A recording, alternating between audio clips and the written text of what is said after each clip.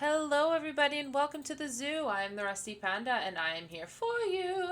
Today we have Jeffrey S. Webb in the house here. Wah, wah, wah, You said it wah. right. Oh, Yeah, of wow. course. And you even got the capital S. Oh, yeah, of course. Why do people say Jeffries? Yeah, everyone thinks it's a possessive, like there's Oh, an no, apostrophe in there. It's Jeffrey Jeffrey's S. Web. Webb. No, no. Or Alchemy Mutation says JeffreySWebb, just for Oh, fun. just for Um, funsies. Okay. Although this, when I see it written as it is here on your screen, it looks like Jeffrey Southwest Ebb, Oh, it with the ebb in does. the southwest direction, which Okay, I'll yeah, take. yeah, yeah. Well, hello, chat. Hello, Jeffrey. I'm so happy to have everyone here today.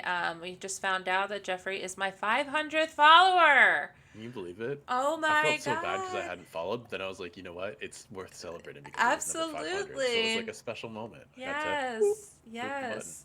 So I am just thrilled in all sense of the word to have It's a good everyone start. here. Yeah, it's a great start. I'm feeling good. Hopefully you are too. We're gonna get right into this. So, for those of you who don't know what Wiki Wednesday is, essentially what we do is go down our likes and dislikes. As far as Jeffrey has already given me his information, his social security number, his PIN number. No, his Everything, information yeah. of likes and Steal my dislikes. identity. Yeah. Jeffrey Southwest Web. Got it. That's it. Uh, and we go down Wikipedia as we discover some new stuff and talk about it. And it'll be a nice 2 hours. So I guess the first one that I put up was neuroscience. And I figured that that one was very interesting. I always say my brother was interested in neurophilosophy. Ooh, And so I always found neuroscience and neurophilosophy to be really fascinating. So yes. tell me the reason why you chose neuroscience as one of your likes. So in high school, I had a teacher who actually was a high school teacher, but had a PhD in physiology and had specialized in neurophysiology. And they had worked actually in fruit flies. They actually like have a little chain ganglia, like a little what we would like colloquially call a brain, and she would like dissect and take them out and did all these studies on them. So I got to, as a result of her, be in this thing called the Brain Bee, which was like a whole neuroscience trivia contest that I got to go compete in as a high school student. And then out of high school, I had no idea what I wanted to do.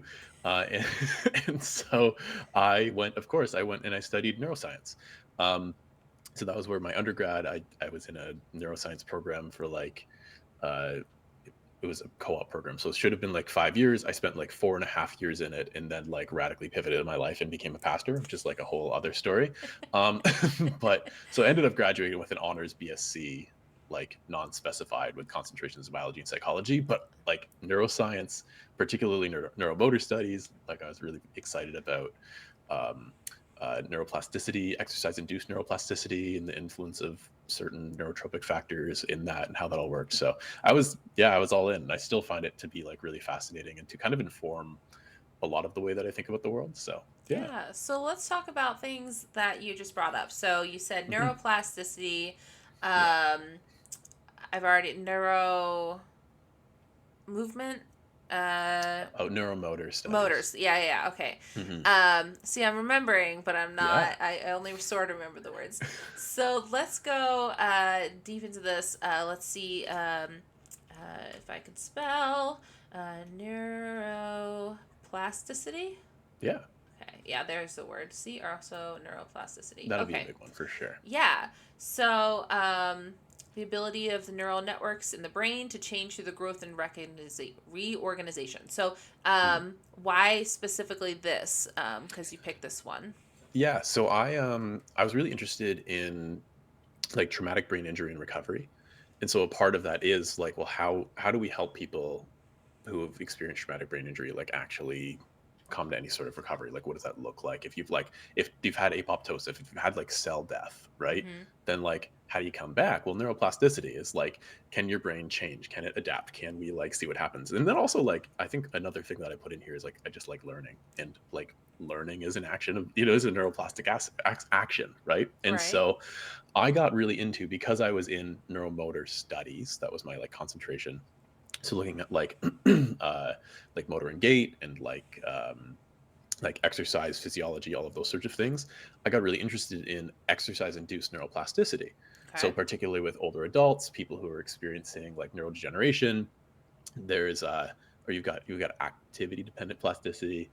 So there was like a lot of research that was emerging at the time talking about like what is the mechanism of action, how is it that like if you're physically active, like it helps you with this like this plasticity in the brain, the ability of the brain to change.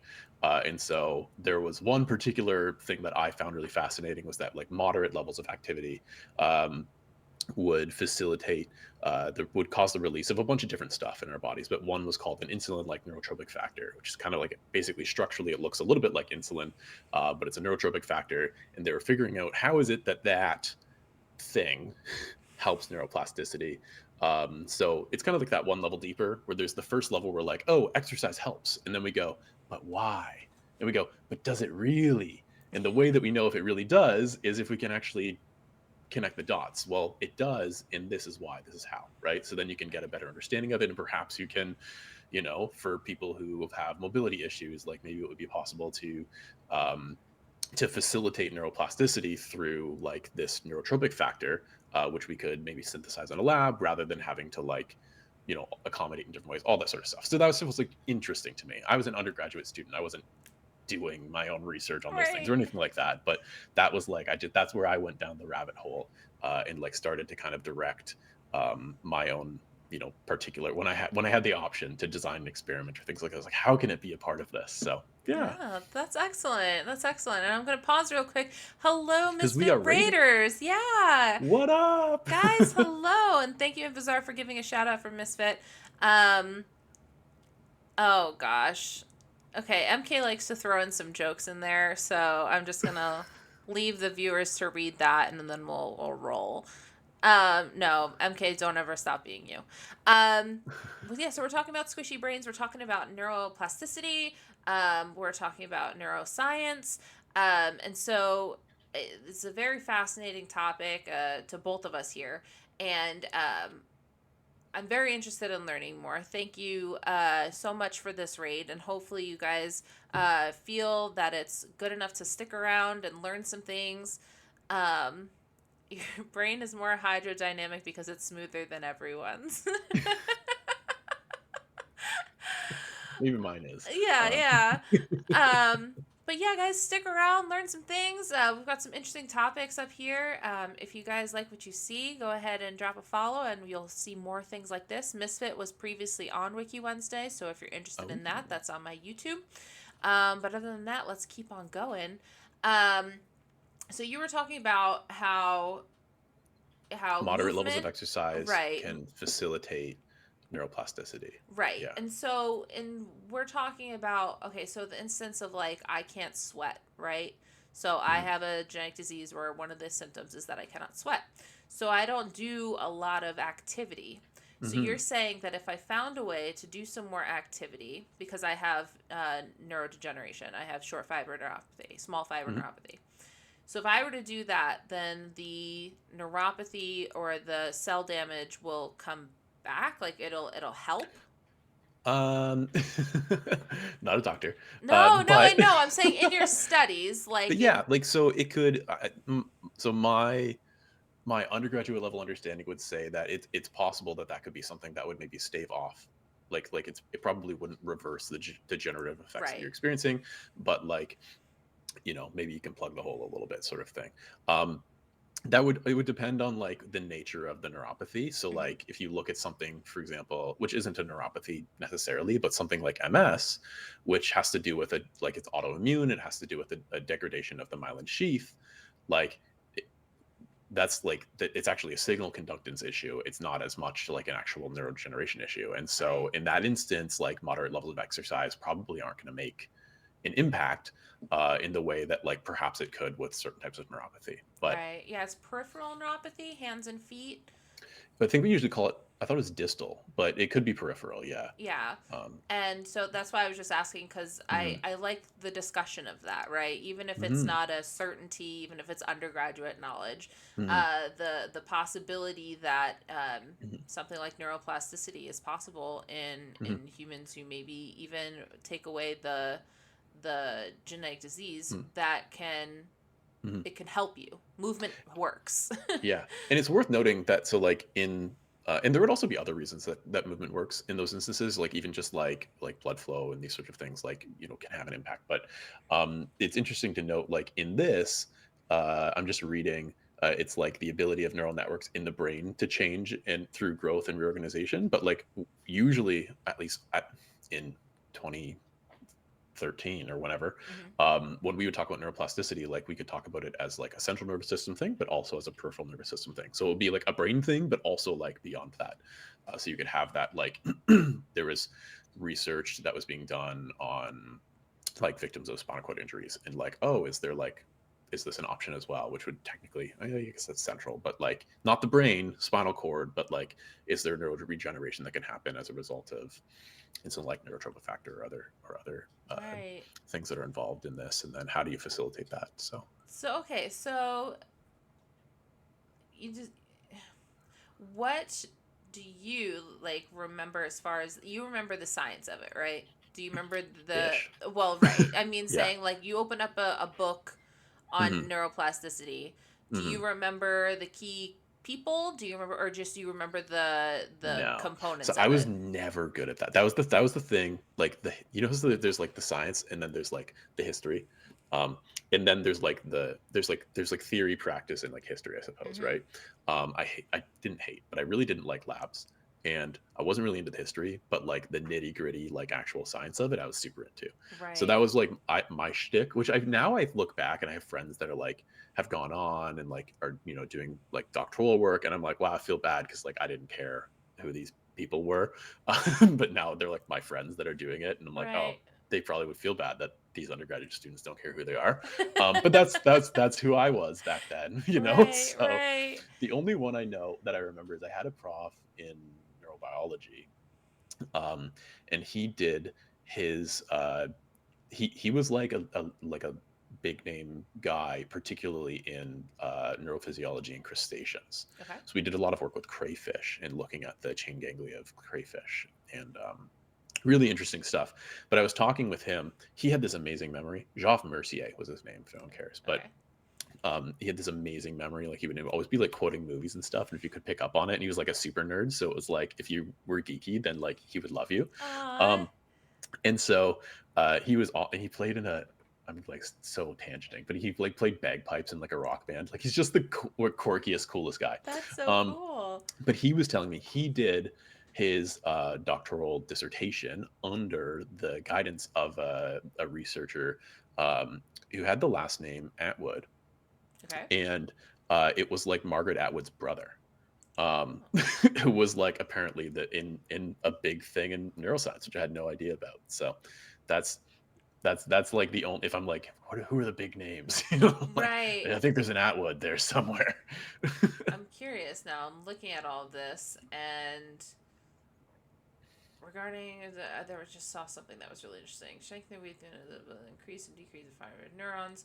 Okay, so the strengthening and weakening of synapses that results in increase or decrease in the firing rate of the neurons are called long-term, Potentiation. thank you, respectively, and there are examples of associated with memory. Yeah. So this is like one theory of memory. So this would be like not exactly what I was into in terms of like the um, neurodegenerative stuff, but the idea is like there's the phrase that gets thrown around: neurons that fire together wire together, right?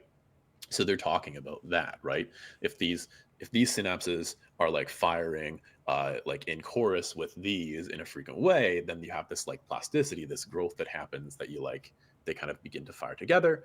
Um, and that is like a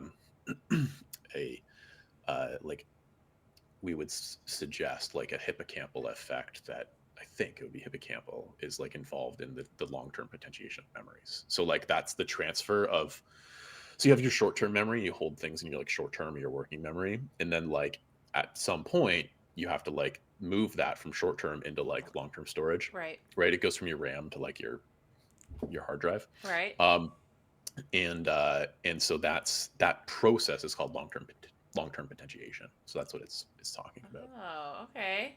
Hmm.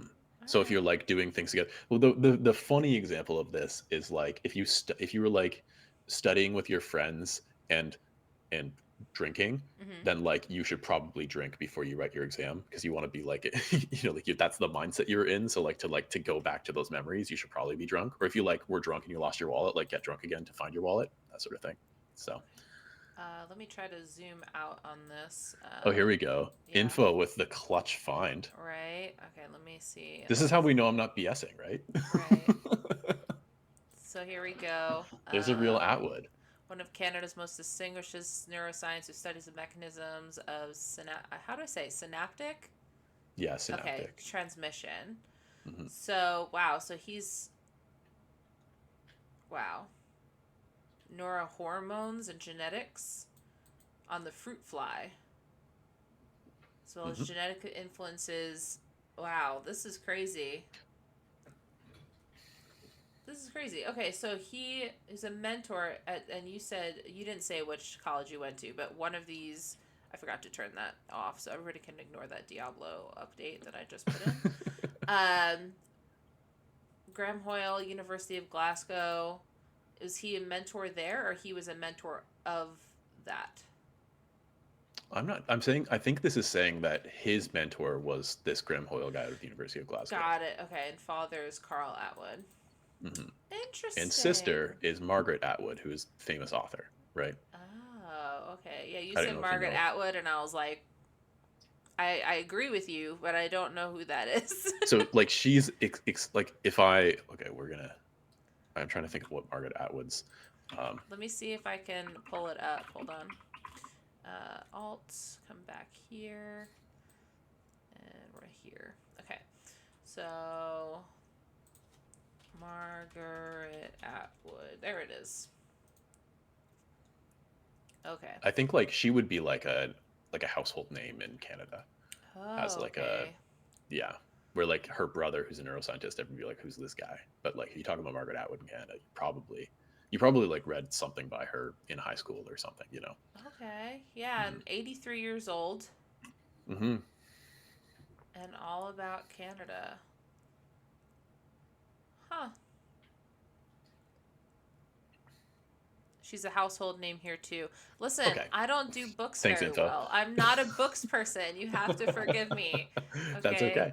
I try, I but thought I she I thought she was I thought she had reached beyond, but I didn't know. Actually, I used to use a running app called Zombies Run, Okay. which it was like audiobooks while you run and you were like a character in the story and it just like I don't tried to motivate you to run. Hmm. But she guest starred and wrote in an episode and that's produced in the UK. So I should have known that she had legs beyond Canada, but Yeah, Handmaid's Tale. Okay, that I know that yes, name. that's a TV show. Yeah, I Yes, know that on TV show. Amazon. That's Atwood. Oh gosh, I get you, MK. I see you. Um, And but look, atwood.com. I like that. Atwood. I like that. Mm-hmm. Okay, so then let's talk about other authors since we're in the author department. Let's talk about other authors that may have inspired you or authors that you're reading now that are really interesting to you. Let's kind of go down that route. Okay. Wow. What way should we go? Because I have like for fun reading, Hmm. and then I have reading that is fun to me, but it's definitely like my like work-ish reading, So let's do right? top three. That's usually what I do with people on Wiki Wednesday. I give them top three of whatever they want to do. Oh, wow. Doesn't mean that Wow. they're absolute your favorite, just the top Yes. three you want to talk about. Okay. Well, I wrote some on my list, so we can definitely we'll Okay. put Henry Nouwen in there for Okay. sure. Perfect. Because Nouwen is just I feel like on every episode of my show, we end up talking about Nouwen because he's just like has informed the way that I think. I like his Um, eyebrows. He's he's got the old man realist. He eyebrows. does. He does. Okay, so Dutch Catholic priest, professor, writer, and theologian. Theologian. Thank you. Um, Psychology, pastoral ministry, spirituality, social justice, and community. Hmm. I like that. Hmm. So he's like pretty influenced by the work of Carl Jung, but so that's kind of the psych influence. But Okay. he's a Catholic priest, and he was friends with Mr. Rogers, so that's cool. Aww. He looks like he's friends with Mr. Rogers. I Right? mean, look at that face. All right, so tell me about him. Yeah. So the thing that so now in I'm particularly interested in him because of his pastoral theology. Hmm. As a pastor, I'm interested in the way that he talked about like what does it mean to be a pastor? How do you do that well? And I would say like at the center of all of his work is a couple of ideas. One is that which is most personal is most universal. And so the idea that like the things that we bring that are like deepest and most personal, like difficult experiences. And I think like you would understand this even as a streamer, Hmm. right? Like the things that like actually like we hold the closest are often the things that are actually like the the places where like real connections can happen, right? Hmm. So it's like the personal experience is the universal experience.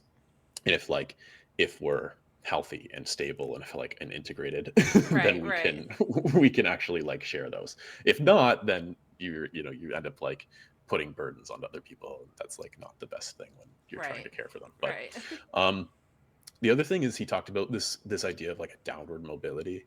Um, in like in like the life of a Christian, which I find really fascinating because I think it's this counter narrative to like societally we're all about like achievement and more and bigger and better. And Hmm. like his story is he's like he was teaching at Yale and he was like very successful there and doing really well, and he taught this his like class was like one of the most attended classes in the university, and people loved to come and to like learn from now because he was this like just like amazing compassionate man who taught people about those things.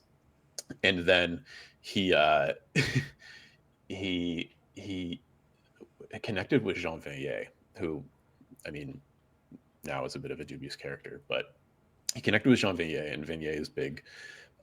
He created like these large communities, which are like communities for people with disabilities to like go and to live and to be like valued as like citizens and participants and like to actually be treated with like a great deal of dignity and respect and autonomy. And now and went and like spent time in these large communities and ended up like giving up his posting at Yale and all of the status and all of like the clout that he had Hmm. to go and to like live and just work and care with people with disabilities. And he Aw. talks about this experience of like learning to be a recipient of love, because he was like in all of these places of my life I had all of this status, I had all of this like there's so much like like my credentials, right? An Ivy League professor that everybody loves, and all of these things. And when you go and you care for people with disabilities, like they don't care about any of that, right? Right, Like, what did they care about? Like, well, was I like nice to them? Did I love them? Like, who am I? you know? right, And right, it was this like really transformative experience for him to be like, oh, I'm being loved not for what I do, not for what I think, not for what I have, but for who I am, right? And I think this concept of being able to like to give and receive love um, out of like the our identity as like persons rather than out of like any of these, he calls them lies of identity. And this is the thing that comes up in like every episode of, of the Meaning Find is like we talk about the 5 lies of identity from Henry Nouwen, right? This is what we all believe and that we need to stop believing. And so it's i am I am what I do, hmm, I am what I have, I am what other people think of me, I am no greater than my worst moment, or I am no less than my best moment. He's like, these are the lies of people of identity that people cling to, and he's like, none of them are true. The truth is, you are beloved, Aw. worthy, and that's like his central message, right? At the core of like everything he does, like you are the Right. beloved. And Aw. so for me, as someone who's like been a chronic people pleaser, who has been like very tied up in the lie that I am what I do and my worth and my value is based upon what I can offer to people, Nouwen's work has been like exceptionally challenging but also exceptionally transformative, um, because it reminds me that I'm not any of those things. I'm just beloved, right? So Aw. yeah. I love that. He totally is a friend of Mr. Rogers, man. He's Hmm. like the college version of Mr. Rogers. That's it. So it's yeah. So Nouwen is great. He's written a bunch of books, and almost all of his books are like mercifully short as well, which is lovely. Instead of Yeah. these like academic tomes, they're very accessible, and and but like they hit. Yeah, for sure. Yeah. Yeah. We I was gonna say I had a psychologist. It was a cognitive behavioral therapist. Let me put it Hmm. that way. Yeah. And he had very strict rules that were just like your lies, the lies that the 5 lies that we tell ourselves. And it was Hmm. along those lines, and then also the fact that like you are loved, like you are loved by yourself, like you need to love yourself, you Hmm. need to understand that other people in your life love you. Hmm. And so that definitely struck with me, the fact that and unfortunately he's passed away now, but he was a very good CBT for sure. Hmm. Yeah. um, and welcome inside. And I'm so happy that Galvus the Green chimed in about his eyebrows, because I was just gonna chime in about his eyebrows because I want to pluck them all the time. But I digress. I digress. Okay, so yeah, I So yeah, mean, that's one author. okay, perfect. um, Let me think. Uh,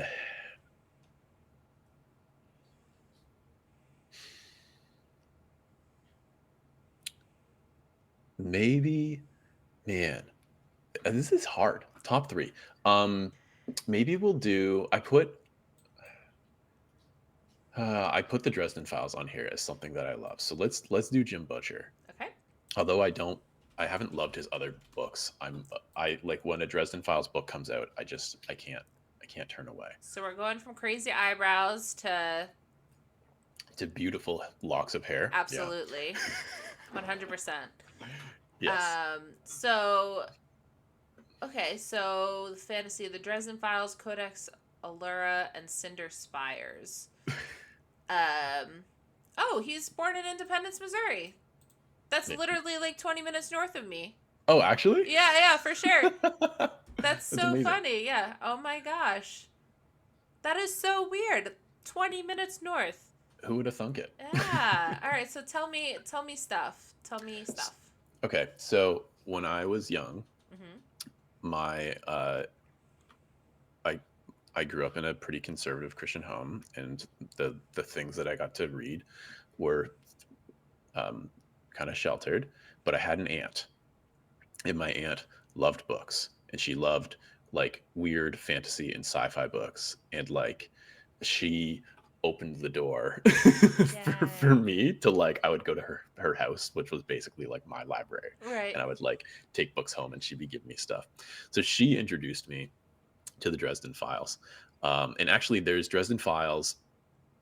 The audio versions are phenomenal. I should have put I love audiobooks on my legs, but the audio versions are phenomenal. They're We're read gonna keep by adding stuff to your oh list. yeah. This is just a basis to go on. So go on. The audiobooks are phenomenal. They're read by James Marsters, and they're top notch.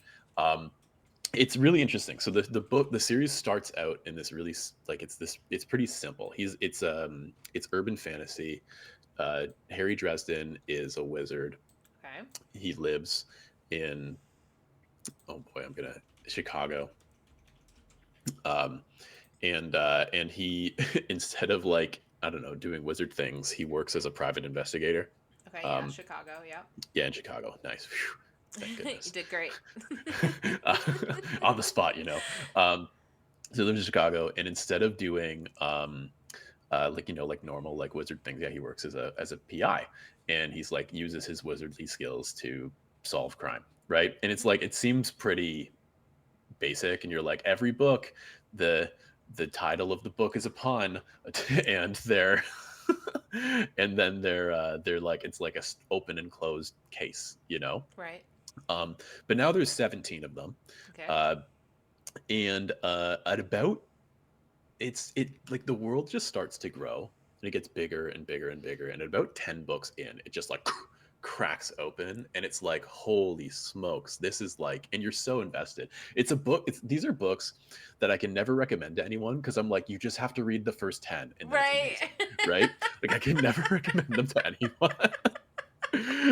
But I I've read all of them multiple times. I can't, like, it's so nostalgic to me, and the characters and the way that he like weaves in all of like these different um like different lore from, different cultures, and all these different things. Like, it all kind of comes together into this like strange microcosm of like a universe that happens to always be coming to a head in Chicago for some reason. um and sometimes in Chichen Itza, who knows, right? But Yeah. it's yeah, they made a TV show. It wasn't very good, but I watched it anyways. There are also comic books, which I haven't read. I just do the books, and Right. he like writes short stories that come out usually in anthologies, and so you have to buy this whole anthology to read the one short story. So haven't Right. read all of those, but I think most of them I have, because they do have like strange behind the scenes. So, sometimes there's like a hint that gets dropped, and you're like, that's what that means, or so Right. you gotta keep your ears open. I love it. Yeah, some books and some TV shows are like that, where you're like, you just have to get past the first two seasons. Yes. And I'm like, I can barely get past one episode, and if I don't feel good on that first episode, hmm mm, it's an investment, yeah, right? Like, 10 books is an investment. 100%. Um, and I'm telling you it's worth it, but Mm-hmm. maybe it wouldn't be to you. No, it really wouldn't. Everything you're saying sounds good, and if you gave me like a full on synopsis that would only take like, I don't know, an hour or 2 hours to explain to me, I would listen to that. But like, hmm other than that, 10 books, I don't, I Yeah. don't, I don't know. hmm I um, th- but I think one of the things that I've discovered is that what I so there's another series of books that I really love called or I guess it's The Golden Age of the Solar Clipper by Nathan Lowell. It probably won't come up. It's very small. of what? The Of the golden. Solar Clipper. This is a space opera. Okay, let me see if it comes up elsewhere. Here we go. Trader's Tales from the Golden Age of the That's it. Solar Hey, Clipper. Yeah. okay, okay. So I love these, and it's funny because yeah, half share, quarter share, half share, full share, double share, captain share, owner share, and then there's a trilogy that follows the same character, Ishmael Horatio Wong, um, and then there's a, another trilogy that follows other characters, and then there's another trilogy that's coming out right now that's like had the melding together of them. I love all of it, but I went and re-downloaded because the new ones just came out, so I was re-listening to stuff, and I re-downloaded like quarter share or half share or whatever on Audible the other day, and I went and I looked at the reviews, and like it's like either people loved it or like there's so many one-star reviews, Oh and all no. these people are saying nothing happens. Like, I don't understand why people, like, literally nothing happens in these books. And I stopped and I was like, yeah, that's true. It's like coming to this discovery that what I really love is character driven story rather than narrative driven Mm-hmm. story. Yep. And I think that's like part of what makes me fall in love with Dresden is it doesn't matter if it's this tiny little thing but it's like these characters that have grown and changed and like have gotten to know one another, and you begin to see how they're relating, like all of that, like that's the thing that I love. Mm-hmm. And it doesn't so much matter like what's happening in the world around them as much as like who they Yeah. are and how they're like shifting and growing. So Yeah, character development is 100% how I'm driven with mhm, certain stories. So we were joking that I was watching Bones before this. And, mhm, like, to me, the character development of these characters is one of my favorite things. Like, will they, won't they kind of thing. But, like, they have mhm, under layers and all that other stuff. And then there's. yeah, I love it. So that's not the point. The point yes, is that character driven stories, in my opinion, are much more enticing mhm. than other types of stories what'd you say what was the other type of story? Like narrative driven, like Narrative where it's driven. about it's about like the even so I'm trying to think, like I often have a hard time if a book has a massive cast of characters and you're dealing with like all these socio-political things, and it's like what's really interesting is what's happening in the whole world, not so much like how this person is interacting with what's happening in the whole world. But Right. there's people that love the like high that's like what high fantasy is full of, right? Okay. um but I don't know, like I'm more interested in like following the one weird story of this one, Nathan Lowell, his Mm-hmm. books, it's like a guy who, as a result of a certain circumstances in his life, ends up basically on what is effectively like a ship. Like it's a spaceship, but it's effectively like shipping like cargo from like Okay. one planet to another planet, and they're not even going down and exploring the planets. They like dock at an orbital, right? And it's just like it's like nothing happens except like they like make friends, and they like like they like are trying to figure out how to succeed and what's the next thing that's going to happen, and where like they're solving regular everyday problems. It's like it's I can understand how someone would read it and go, what, why did you like this? But Right. I just love following along with Ishmael and the gang. Like it's just I can't put it down. That's amazing. Okay, so Nathan Lau. So okay, so then give me one more book here. So you've got we had the first Um, one, which yeah, was Henry Nouwen. Henry Nouwen. Then we've Yeah. got Then we had Dresden Files. Jim Butcher. Jim Butcher. Yeah. Okay, and then what do we got for your third one? Oh, my like this is more. It's probably more nostalgia, but like C.S. Lewis, The Chronicles of Narnia Okay. is like just. I know he does other things as well, but um, the Narnia books were just. My dad read them to me before bed when I was a kid, Mm-hmm. and then I was like obsessed with them, and they're just like, yeah, I don't know. The first thing I did on Twitch actually when I started streaming was I did reading aloud content, Mm-hmm. and the Lewis's work had just come into the public domain in Canada, Oh, and so I nice. read the Chronicles of Narnia, all of this, the whole series, all 7 books, um, just aloud, and we talked about them, and like, oh, it's I don't know, I think they're just really special. Yeah, and what's really funny, you said the Chronicles of Narnia, and this has been coming up over and over again, the Chronicles of Narnia, because for some reason, I, when they step through, the Chronicles of Narnia is when they go through the The wardrobe, wardrobe, right? yeah. So lately, I don't know why, there's been many moments where I feel like I've been stepping into things, and I go, Ooh. it's like flipping Narnia up in here. Like every single time I feel like I have to crawl into something or whatever, I'm like, Yeah, careful, it's like Narnia in here. yeah. Like, so Gonna that's run into Mr. Tumnus. Like right, we're not. right. So I mean, I literally go like this too. I make it ridiculous. Oh yeah. Okay, so you're saying they're magical. Yes. Why? I think part of it is nostalgia, and like honestly, the book The Lion, the Witch, and the Wardrobe, which is the one that everybody knows, Right. right? Um, I think is like one of the worst ones, That's fair. um, because it's just like it's very well, actually, like him and Tolkien were friends, right? And Tolkien was like, it's too on the nose, man. Like it's just this like really obvious, over the top, like Christian, like allegory, Right. basically, and you're like, Right. come on, right?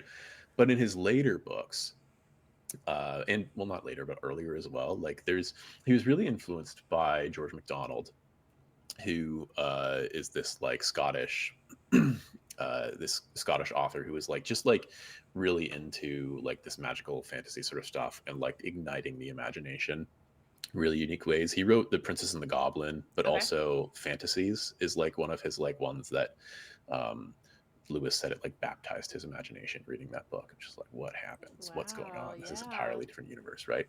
And so I think like Lewis, again, one of the things is like it is very like the characters in the beginning are like they grow up, right? They begin as kids and they grow, and you grow, I grew with them, right? Like as Right. I was being read them as a kid.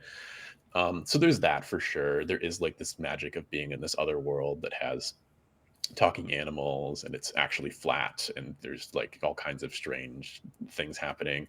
And then the other piece of it is like Lewis was, himself, he was like a lay theologian, and while the first book was really on the nose, his other books, I think, uh they explore kind of big and like frightening, not frightening, but like big and ominous themes in ways that I think like it seems like a lot of conservative Christian folks like really like C.S. Lewis. Like everyone's like, yeah, he's great, but he's actually like very very progressive in a lot of his thought, and it comes out. There's some ways that he wasn't. I mean, he's still a product of his time, but like Right. it comes out and you're like exploring his views of uh like there's a character in one of the books, in the last book, that like they all die.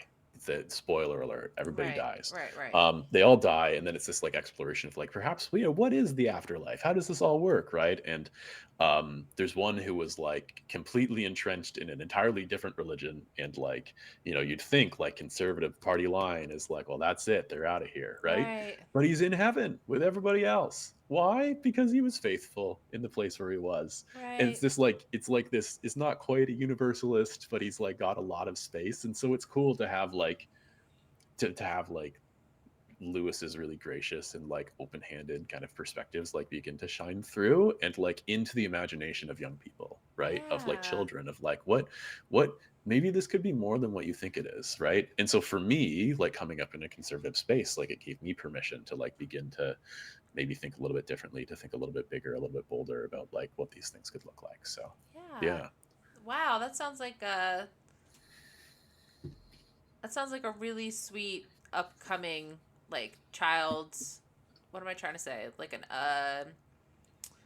helped you grow, Yeah. you Yeah. know? And that's part of why I like, as much as there's like all kinds of things that we can complain about. And when I was reading it on stream, I'm like, oh, this is like kind of a little bit racist, or like, Right. oh, like all of your girls are like not nearly as flushed out as they should be as character. There's like Right. things that, because it's like, again, he's a product of his time, and so there's places to criticize. But like for me, like coming up, like it was yeah, it was amazing. I loved it, and I was like, I could like quote parts of the books, and I had like an audio versions of them eventually, because in like yeah.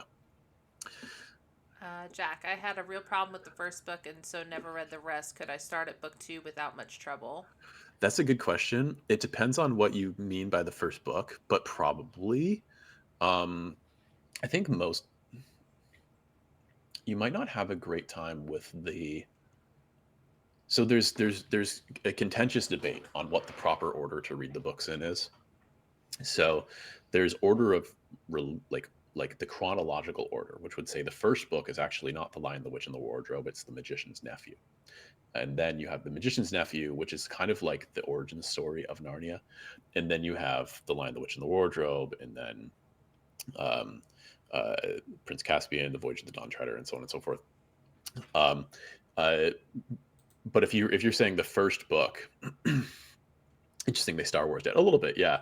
But if you're saying that the first book is The Lion, the Witch, and the Wardrobe, if that's the one you read, my suggestion, I think that Prince Caspian relies a lot on The Lion, the Witch, and the Wardrobe. Like the stories are quite intertwined. The Voyage of the Dawn Treader, you have new characters introduced. You have other characters that don't kind of stick around, and it's, you still have the character Prince Caspian from before, and some other like Reepicheep. Like you guess you would miss out on his origin story, but I think that one probably stands alone pretty well. And then after that, you could read The Silver Chair. Horse and His Boy is a complete standalone. Actually, it's entirely like the characters Peter, Susan, Edmund, and Lucy like show up in it, but they're like on the side. They're not really in it. Um, but and then Magician's Nephew, they've got it as the second last, but it's the first one. No, yeah, But I mean yeah, they say Earth is 1900 and they've yeah, they've listed them in Star Wars order. yes, So in just that one though, Narnia, right? yeah, no, Yeah, they say a magician's nephew is mm, one in Narnia. The yeah, last battle is the last battle. Like they hmm, have them listed in. yeah. Can I do this? Oh, look, I did it. Oh, Okay, cool. So these are the pot. This is the order that you should be yes, looking into. yeah. Um, and I would say universe, or generally speaking, people dislike The Last Battle. It's one of my favorites, but that's the final one. And then The Silver Chair is also a bit of a standalone. It'd be nice if you read Voyage of the Dawn Treader, because there's this wonderful character arc for Eustace. But Eustace Clarence Shrub says, once was a boy named Eustace Clarence Shrub, and he almost deserved it. That's the, the beginning of the book.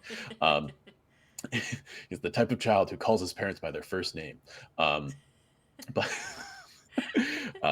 but the silver chair has my favorite character probably in all of Narnia, which is this guy. He's a marshwiggle named Puddleglum, and he's just like everything is the worst, but he's like beloved in the midst of like being this like downer, gloomy, He's an like Eeyore. pessimist. Yeah, um, and I love that. I love when you can like hold those things together, right? And be Yeah. like, so yeah, it's fun.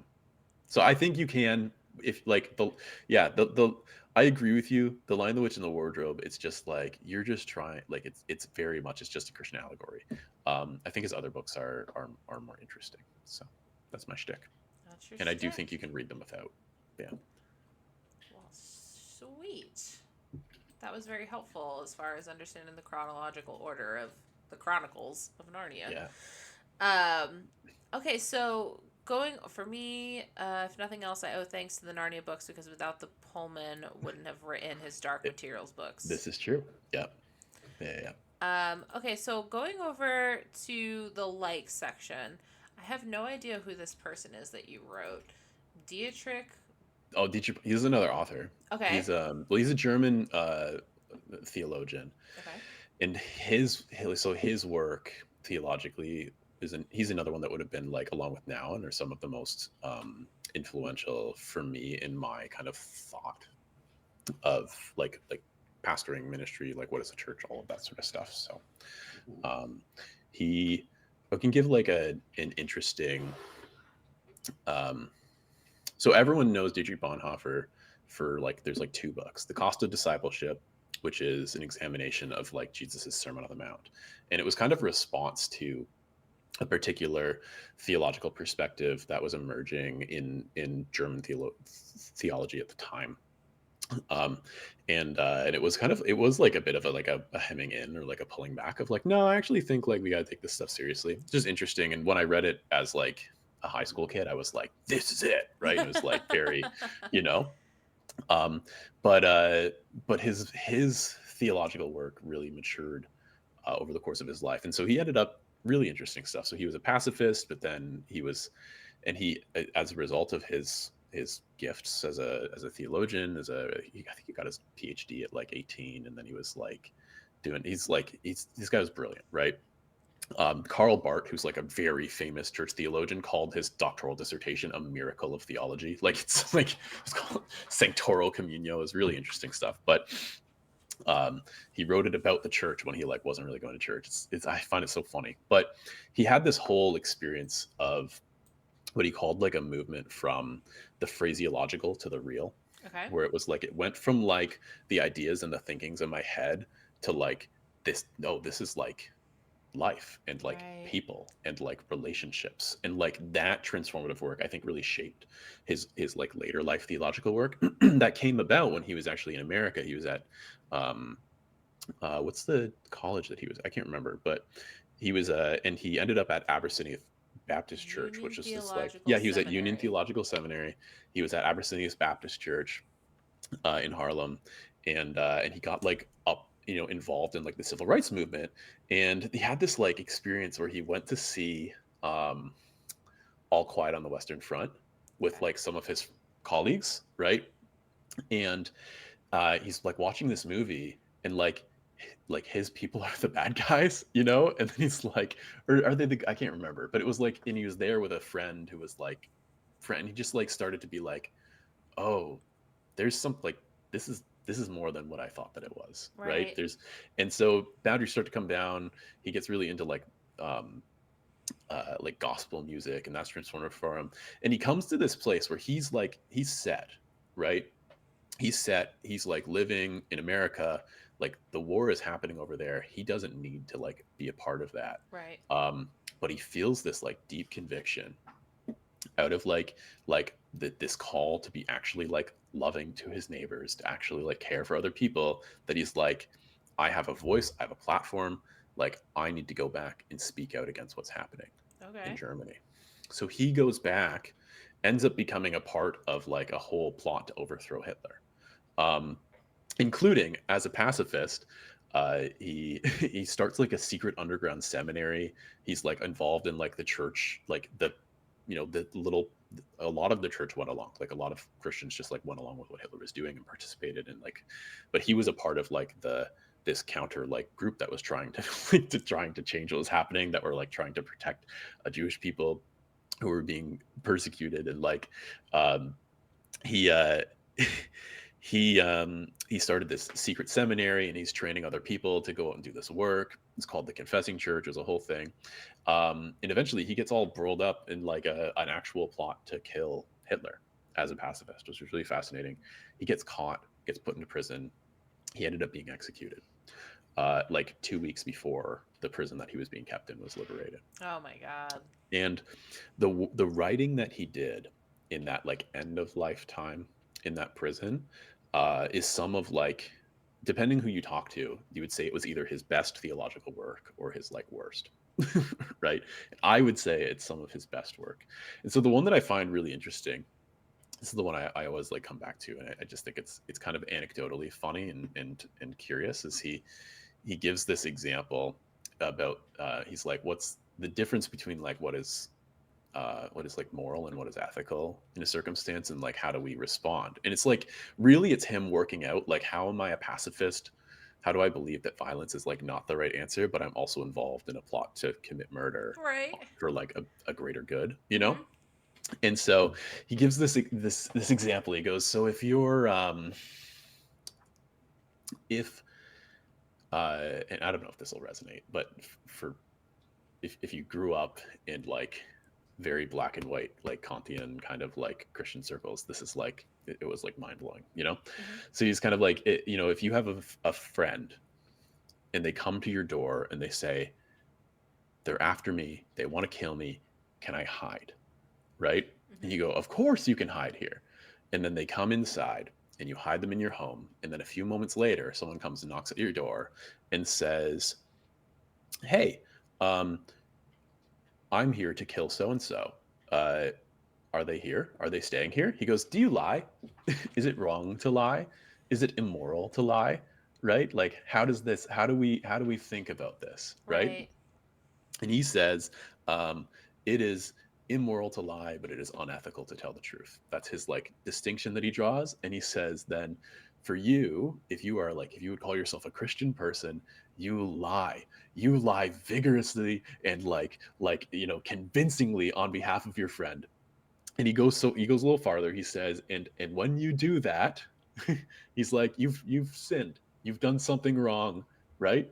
Um, and you throw yourself upon the grace of God. And he says, and by doing that, what you are doing is you are actually being like Jesus, because you are taking upon yourself a burden of sin out of love on behalf of another. Interesting. Yeah. And so this is like what Bonhoeffer's like mature and like, formed like, I would say mature theological, where his younger writings, like The Cost of Discipleship, is like yes means yes and no means no, Mm-hmm. right? It's very clear. Everything is like cut and dry. But as he encounters, hard things, Right. as he goes through it, he's like, hey, maybe this stuff is not as black and white. Maybe it's actually really messy, and we're just all trying to figure out how to be faithful in the midst of it. And I love that. I I love, like that a lot. I like this guy. yeah, he's the real deal, Yeah. like he was, yeah. As a Info. pacifist, how can you justify being involved with a plan to commit murder? Points. Hitler. Exactly, right? Wow, Yeah. that's really great. That's Hmm. an awesome person to put on your list. I think that that's Hmm. a fascinating person that I've never even heard of before. Hmm. Um, all right, so we're going to talk about one more person, and then we're Ooh. going to move to some other things. So tell me about Ted Lasso. Ted Lasso is a TV show, and it's amazing. Oh, okay, my bad. No, he's also a person. Oh, okay, I was like, I'm pretty sure it was a person, but yeah. Yes. Yeah, Jason Sudeikis was, I think the primary guy on it, Okay. but it came out on Apple TV. There's 3 seasons. It's over. It just finished. The show just finished. Okay. And the premise of the show, it's a comedy. Mm-hmm. The premise of the show is that Ted Lasso is like a United States college football coach, right? Okay. And he gets hired um, by a Premier League football club in the UK to come and be their coach. And of course, that's two different sports, Right. right? Right. And so the reason behind this is the owner of the club won the club in a messy divorce from her husband, and she says it's the only thing my husband ever truly loved, and I want to run it into the ground and make him watch, basically. And so she hires Ted Lasso to come, Right.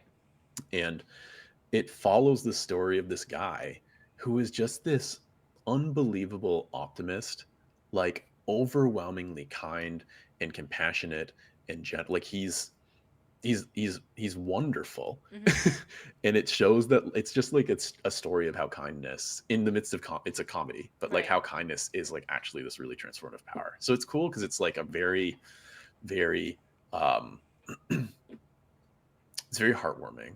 um they do some really amazing things, like they portray like they've got some like really strong like women in the show that like have like amazing depth and character arcs, and like particularly like two women that are both like strong powerful women become like such good friends and like have this like I feel like you don't see in TV very often, like you know women in like with a great deal of success like being so supportive Supportive of of each each other. other. And it's just Yeah. like all of like so there's so many things that are so good, and it is absolutely hilarious from start to finish. I recently So found out that originally Ted Lasso was supposed to be a very different character, kind of an asshole coach. They completely rewrote the show when Trump was elected, deciding that that wasn't the kind of the character we needed right now. I didn't know that. That's That's amazing. crazy. I know that I heard Jason Sudeikis say in an interview that he was kind of scared to play the character of Ted because he thought it was going to be really boring. You've just got someone who's just like he's just nice. Like he's just so like what's interesting about someone who is just so flippin' nice, but it ends up being fascinating. Yeah, President Joe Biden holding an AFC Richmond jersey. The First Lady Jill Biden greet the cast of Ted Lasso in the Oval Office March 20th, 2023. Yes. That's crazy. It is honestly, if you haven't watched it, honestly, like I commend it to you. It is a phenomenal TV show. Yeah. Um, Yeah, I'll definitely take a look at it if I can find mhm, it. I mean, if it's on mhm, Apple TV, then I don't have it. But if yeah. it's, I can find it somewhere else, then I'll look into Mhm, it. mhm. That's funny. That's funny what Infosar said, but that's an interesting premise too of a show. Yeah. One of the best I've seen in decades. Wow. Mhm. All And they right. have, and this is the thing, like if anything in TV is going to make me cry, it's like a good redemption arc, like Right. somebody like completely undeserved, like being offered like a second chance, and like that's that. I mean, that's what Ted does. You know what I Right. mean? And it's yeah. So it like it definitely spoke to my heart many times, and seeing again like everybody grows right as a Yeah. result of that, which is cool. So Character driven. oh yeah, There you go. The show has 20 perfect redemption arcs. books, welcome. Hi, It's true. books. You're not so late. You still got time. Hmm. So let's talk about parkour Yeah. because I love this one. Usually I put my favorite things in the title of the Yeah. stream. Things that I find interesting and that I think other people's, and I said neuroscience, parkour, and space operas. So Nice. we'll definitely be talking about those. But I want Yeah. to know more about parkour. As far as, do you do parkour? Do you learn parkour? Are you fascinated in watching parkour? Like, I have so many questions. Yeah. So I was one of the first certified parkour instructors in Canada. And I helped to start a parkour coaching company, and we opened a gym, which is I'm not really involved in anymore, but is still up and running in like a 10,000 square foot space. And Nice. you know, now it's like a couple hours. We've moved, Raven and I moved, but it's a couple hours for me to here. But yeah, so I did parkour. I was obsessed with parkour. I was into it, um, like like pretty early on in terms of like people getting into it in North America. Mm-hmm. Um, through a friend of mine who like found it on some weird corner of the internet, and like everything's in French, and we're like, this is cool, Right, we're right. gonna This do is it. amazing. Yeah. And then just, yeah, I mean, for like at least a decade, it was like my favorite thing, you know. It's like it's wrapped up in my identity. Yeah, yeah. Country of origin is France. Hmm. Interesting. This is France. Yeah. Yeah. So, all right. So, like, what were you doing? Like, there's a Yeah. bunch of different things where it's Mhm. flipping, running, climbing, swinging, vaulting, jumping, rolling, quadruple movement. Plyometrics, all of it. Yeah, I Yeah. wasn't gonna try to say that word. Yeah. Yeah. We did all those things. Run, jump, climb, flip. A lot of um, finding things in our areas to to climb up. You know, we did a lot of also like precision jumping. But the big thing, the fun thing, was to try to make like basically like obstacle course routes, and to try to Right. do them like quickly, or to like make videos of you doing them in a way that was like looked cool, and to learn new tricks and movements and those sorts of things, and to optimize them, and to yeah, yeah. I think the thing that I loved about, we talk about like the process of like breaking a jump, so you call it, so you like go to a place and you like go and you like look at this thing that you want to do, right? And whether it's like a flip or something, or it's like uh, I can remember my one buddy's house. There was this school near his house we would always go to, and they had these walls around the outside of it, and we would always kind of walk, you know, like as we're like warming up for the day. We'd do some, Right. you know, jogging. We'd walk along the tops of these and do some climbing and try to like basically floor is lava, right? Right. All around this thing. And there was one spot on it where there was a wall, and then there was like a fence, and then there's another wall, and Mm-hmm. it's probably like, I don't know, 5 feet up or something like that, so it's not that high. You're standing up on this wall, and you can just walk across the fence.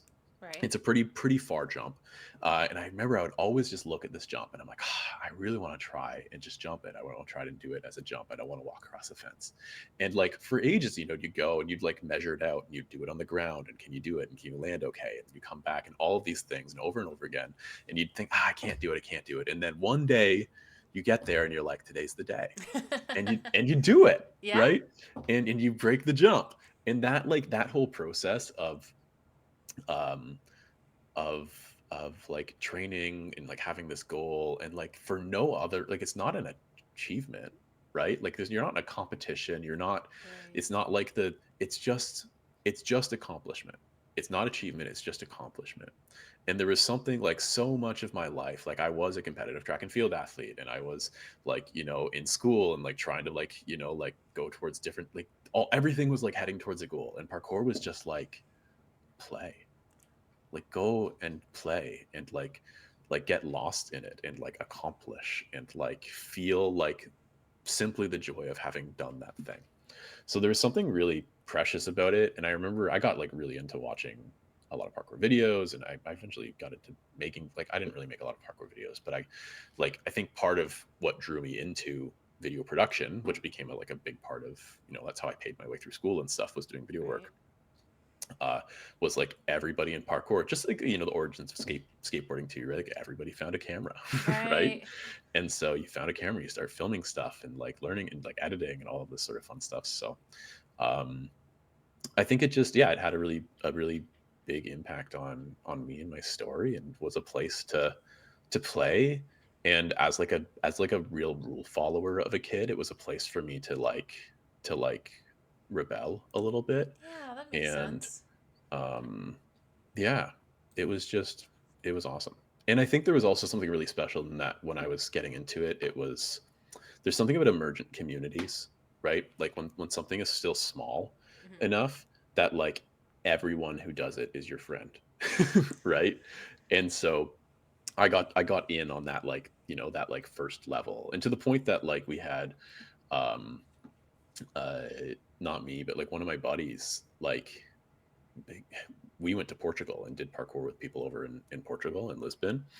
And like my buddy, I couldn't go earlier, but my one buddy like literally went ahead of time and like stayed in people's houses. And they're like, just come stay in our house and train with us. And like, it's going to be awesome. And it's like, you've never, like, you like stranger Yeah. danger on the internet. Right. Yeah. And I have like the people that I like helped open that parkour gym with, they were stranger danger people on the internet that I just became friends with because we were like, hey, you do this thing and I do this thing. Like, let's hang out. Right. And then they became like these awesome friendships, right? And we like did things together. Like it's, I don't know. It was just, there's something special about before there was really money in it, before there was really like when it was just, there wasn't achievement, there was just Right. accomplishment, and we got to go and like sit in that. That was like really cool.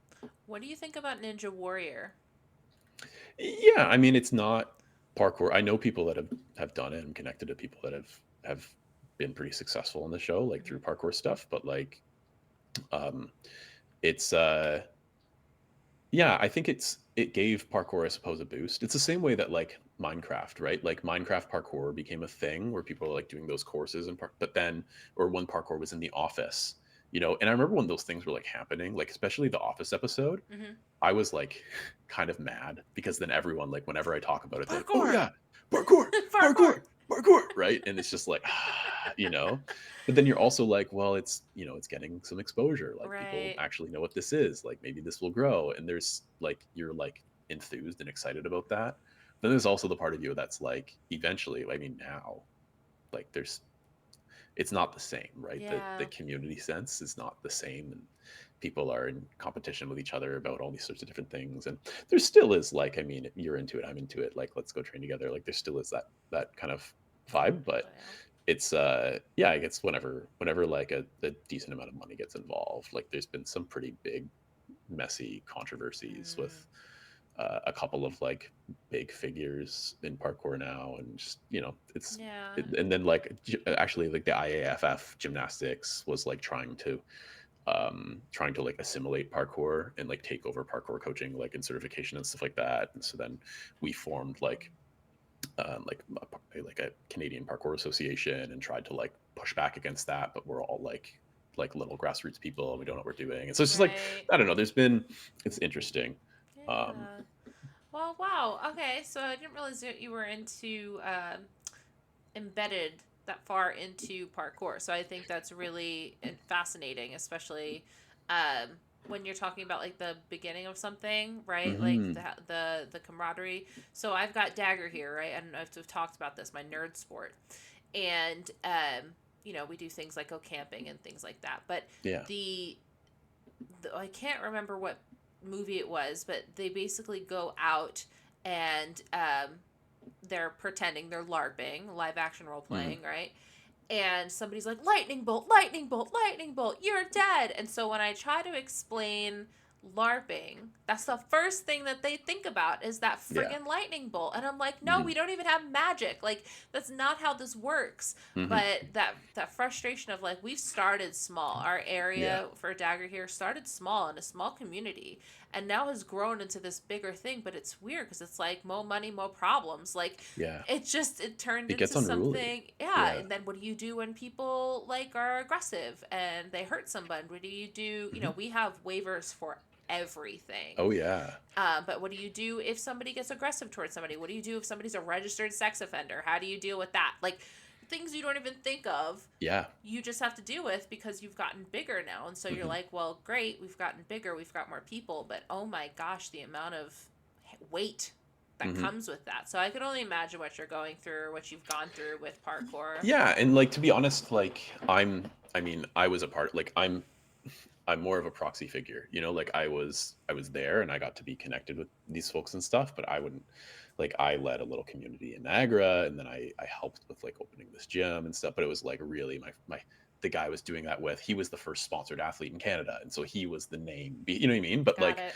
I got to go down to, this big retreat with like it was like they were supposed to be like the 40 most influential parkour coaches in like North America, and I'm like there. You know what I mean? But I'm nobody, Right. like nobody there, nobody in that room except people that I'm like good would remember my name, but I Right. still get invited to it every year because I'm alum. You know what I mean? Like I got the That's email this awesome. year that I'm like, you can come. Do you want to do a talk? And I'm like, I don't even do parkour anymore. Yeah. You know what I mean? But I love it. I still am Back in excited to my see where it day. goes. But Yeah. yeah.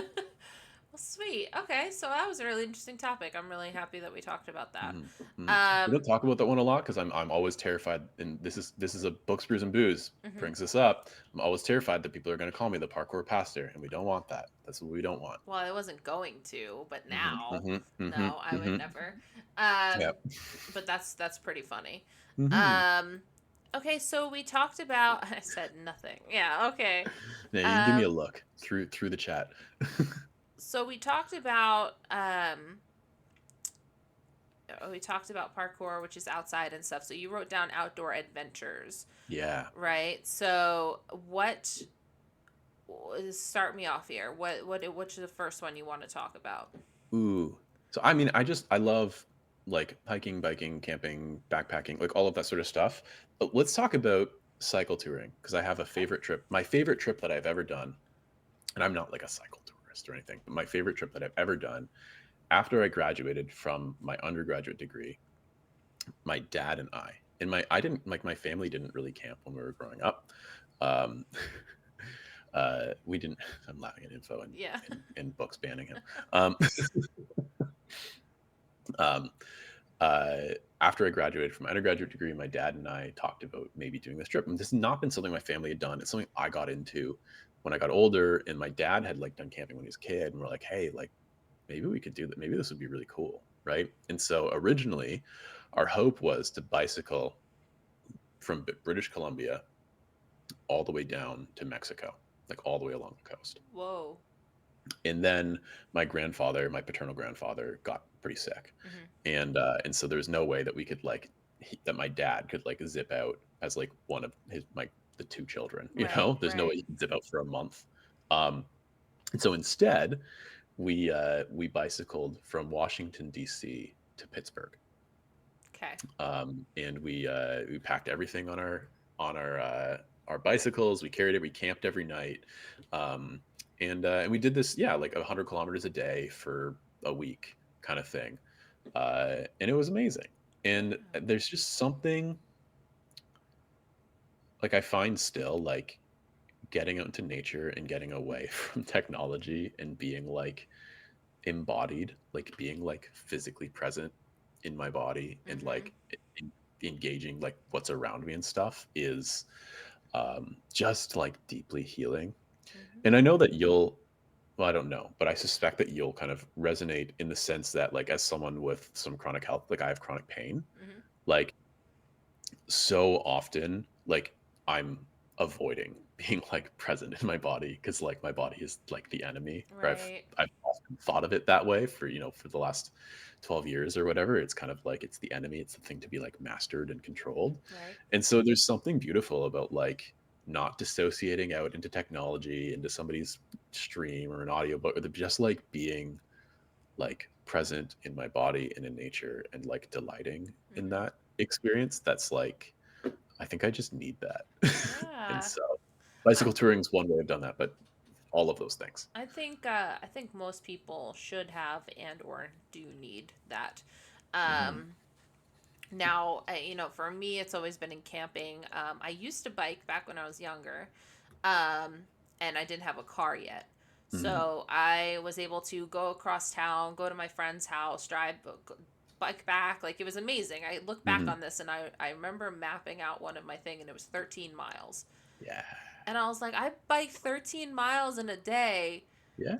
because I wanted to, because it was outside, because of my friends. It was the perfect temperature where I wasn't Mhm. overheating, and like that memory to me is like, okay, that's why I love outside. That's why I love camping. That's like what that's I just love being outside. I don't need my phone. I usually turn my Mhm. phone off. Like, Yeah. I wish that I can do cycling, bicycle touring. That sounds Mhm. so cool. It's super rad. Like Mhm. it's yeah. Um my dad and I keep talking about like maybe redoing this trip together. Mhm. He's gotten older and I've gotten into full-time work and these sorts of things, but like finding a week sometime. But he's like, next time we're staying in Airbnbs. We're not sleeping on the ground in a tiny 2-person tent beside each other after we've cycled all day in like Yeah. 100-degree weather. Like Oh we're just my not doing god. it. Yeah, that makes sense. Yeah. My one of the people with Fabre, he was able to go across the country from, I want to say like the DC area to Mhm. Southern California, Oh wow. and it took him 3 to 6 months. I don't remember how long it was, but he walked it, and he had his little cart, his push cart, Mm. and he had people who were, he had his tent, but then he had people who were like taking him in and like, look, stop at my house, stop at my house. Like, I know how hot Mm. it can be. Yeah. But he did it and tried to raise money for Fabry awareness. And Wow. I was like, that's incredible. I would Yeah. love to do that. But like, you could die. Like, is a Yeah. Fabry patient who cannot sweat, and you're walking around and you're whatever, you could Yeah. literally die and no Wow. one is with you. Mm-hmm. Like, I get paranoid being alone because I'm like, what if something happens? Yeah. Right? That's the thing about chronic pain. So, yeah, I Mm. thought that was cool that he did this whole tour across Yeah. the That's country, and I amazing. was like, man, I want to live vicariously through you, man. And I think that like cycle touring, I haven't been enmeshed in like the community of it in the same way, but like it had, I remember like when I was first kind of researching and reading up about it, there was like a website called Warm Showers that was like people would just like you could list your address on it and people it's like if you want if you're doing like a tour you can like camp in my yard and like maybe use the shower. And Right. it was just it's again it's that kind of like weird like community thing Community, that you look yeah. at and you're like that's unsafe, but like when it's a small community it probably is fine. Right. And then when it grows you're like oh actually Oh, no yeah, my never. address is on Y- there. Yeah. yeah, yeah. So You could use my outhouse. You don't have yeah, one, it's okay. yeah, And yeah, just go in the yeah. backyard. Yeah, okay. So, biking. What about Mhm. hiking? Tell me more about what you like to do with hiking. Yeah, I mean, same kind of vibes, right? Like if I can get out into like some kind of green space, my wife and I really like um what I should say we really like. We do enjoy like backpacking together and we do like so we live not terribly far from Algonquin Park, Okay. which has like backpacking hiking trails for backcountry camping, but also it's like one of the top in the world destinations for portage, like canoe portaging. Okay. And so we've got a big canoe, and we'll like you hike out or you canoe out on these lakes, and then there's parts where you have to like put it on your shoulders and carry it to the next lake sort of thing. And we Right, bring right. all of our gear out into the into the middle of nowhere, away from everything, away from reception and all these sorts of things. And we'll like camp and we like try to do gourmet cooking in the backcountry is like our kind of our thing we do together. And it's again it's just this amazing way to like disconnect and also reconnect, if that makes sense. Yeah. And so it's the same emphasis. It's the reason I love all of this sort of stuff, but um it's it's just different forms, right? Yeah, for Yeah. sure. Is that have you ever hiked anywhere else besides your own backyard, so to speak? Yes. Not a ton, but I did a trip with a buddy down in the Smoky Mountains, which was a lot of fun. Okay. Um and but then yeah, like around uh where I used to live in the Niagara region, there's a ton of trails and we would always I like know those all of those trails like the back of my hand. And then like obviously like Algonquin, and then there's a bunch of like all like the Ontario ones like Tobermory and I'm like blanking on names, but like all the big Ontario parks Right. that like I like to go to those places. And then like where I live right now, I can actually it's like 1 kilometer to get into a forest. Right. So I That's run every day. I awesome. can like go and like run in the forest instead of running on roads, which is great. Right. Yeah. Is it hot up where you are right now? I mean, It hasn't been because I see too you wearing bad. long sleeves, and that just makes me jealous. Yeah, no, I think today was a cool day. We've had a lot of rain and so it Okay. cooled off, but it was like up in the high 20s, which I don't know what that is in Fahrenheit off the top of my If head. Jack's still here, he can tell you because Jack does Yeah. conversion really quickly. Yeah, but today it was like 22 degrees Celsius, which this is still like probably too much of a sweater for that, but it's Hmm. nighttime and I'm okay with it. Yeah, yeah. So, yeah. Yeah, it's 100 degrees Fahrenheit today. So Tomorrow it'll that's be like 30 101. that's like 38 or something. What? Yeah. It's only 68 degrees Fahrenheit by you? Today it What? was. I don't care. Today. Today it's 101 degrees. Yeah. Oh my gosh. Hmm. Uh, Yeah. yeah, but you guys get crazy winters. So the place that I live now Hmm. is like can when I used to live in Niagara, like we got winter, but we didn't get like it wasn't that big of a deal. The Hmm. place where I live now, the Bruce Peninsula is Hmm. like the main region that I'm in, and like it is. I think there are like areas here that the snow accumulation rivals like some of the snowiest mountain peaks. And like it's like they will have there's like one main highway here. And like last year, I think at Christmas, it shut down for 3 days. Like Oh the my highway shut God. down for three People days. were on it? Like I mean, I hope people got out, but Yeah, like yeah. I don't think anybody died or anything. But it was Okay. like if you worked in a city over or whatever, like you're You not weren't going getting home. to work. Yeah. Or you're not Yeah, going or you're home. not going Yeah. home. Yeah, that's it, right? And Wow. for 3 days, it just shut down. Everybody at Christmas just had to like stay at home. All your Christmas plans to see your family and stuff, leave those at the door. Stay like you're stuck in your house. Yep. So, Yeah. um, Yeah. 38 degrees Celsius is what it was today. yeah, yeah, we don't Un- need that. Unreal. That's a I my brain turns off in the heat. Like it actually just is like that's it. Game over. I can't think anymore. So, Yep. Yeah. And, I stay indoors all day anyway, so I don't feel the heat, but. mhm. I, Lasai can't I do remember anything. when we were living in Scotland, they had like a hot summer that summer for them, and it was like I don't know, it was like it wasn't even 30 degrees, so it was like maybe 80, right? Okay, yeah.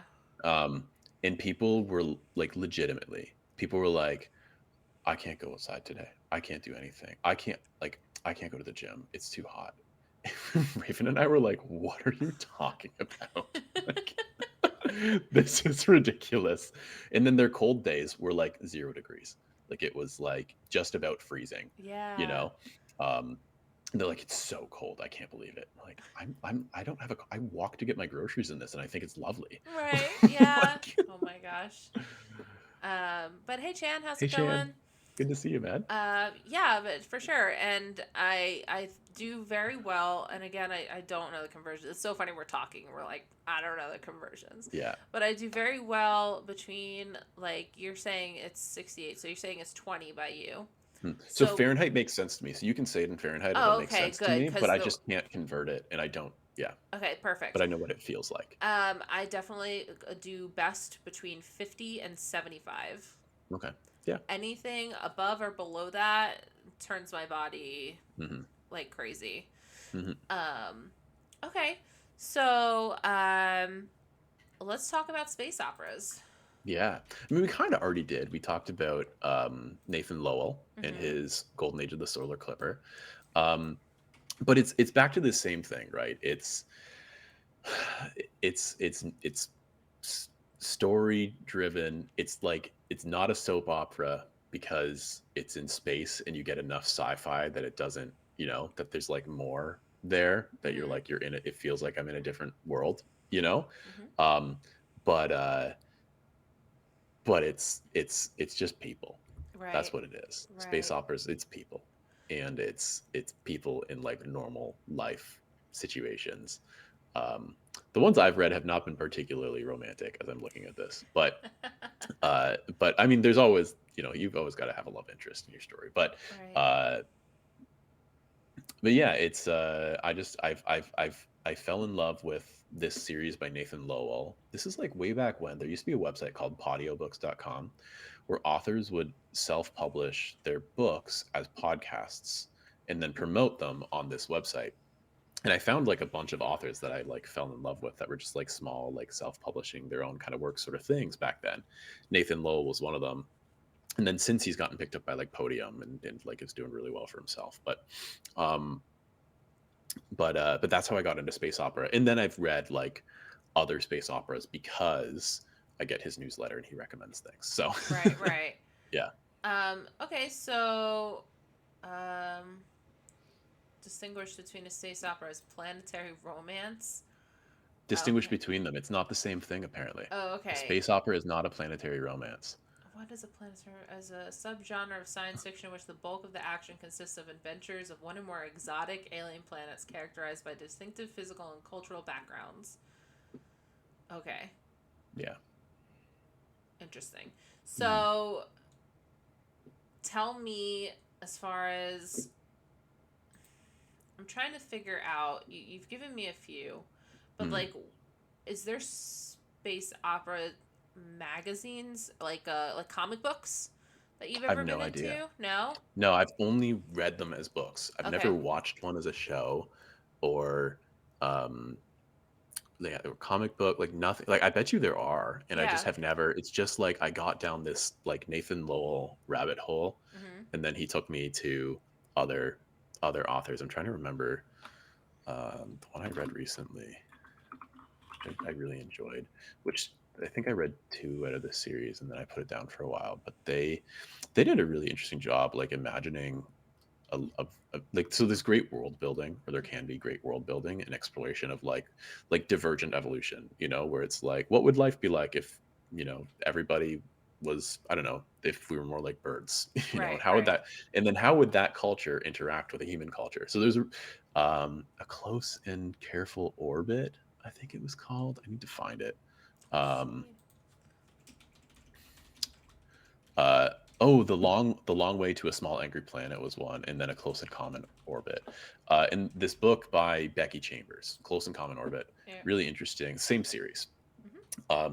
It ended up being like this whole exploration of like AI, and like one of the main characters is an AI, and like it's illegal for an AI to be like autonomous, but they've got a body, and what do they do with that? And it's because somebody fell in love with them and got it for them, and then like anyways, and so it's like you get to explore kind of like unique and philosophical questions and ideas and themes, and like yeah, like cultures interacting with each other, or like Nathan Lowell's books, like they do a little bit of like thinking about like um there's a lot of stuff in there because he was like a military guy, and it's like exploring ideas of like leadership and like um systemic leadership and like organizational leadership, and like kind of critiquing, and like anyways, it's so they get like into these interesting kind of different themes and thematic things, or yeah, AI, and like I remember they had so in Becky Chambers series there was a race of people that were like birds, and Okay. they have like a lot of their young don't live right to maturity, and so their whole thing is they're like, well, they're not people until they're adults, they're just things.